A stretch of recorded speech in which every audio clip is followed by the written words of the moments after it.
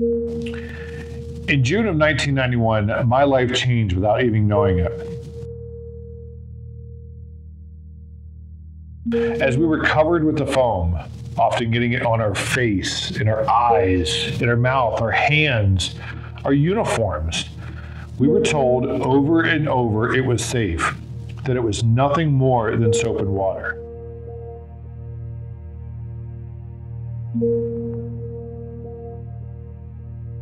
It's taking me nearly 29 years to learn that I and many firefighters in the military were deceived by the Department of Defense.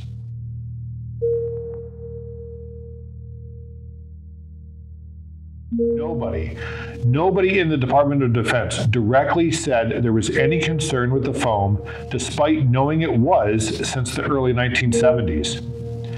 Every installation I was assigned to before I retired from the Air Force in 2017 has recorded elevated levels of PFAS in groundwater or drinking water.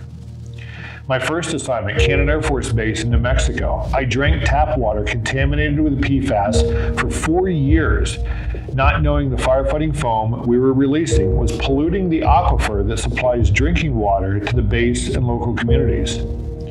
Learning that I unknowingly contributed to the contamination of an entire community's drinking water source that significantly impacted multi-generations is difficult to deal with. Besides the guilt I have, there's frustration and anger of being so easily deceived into believing what I and other firefighters were doing was acceptable.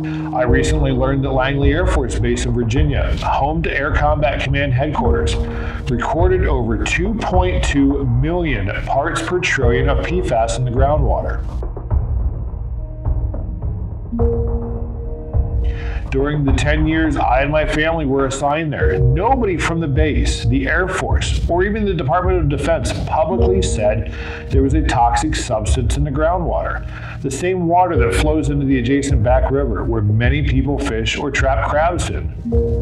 Often those fish and crabs are sold in local seafood markets to unsuspecting customers.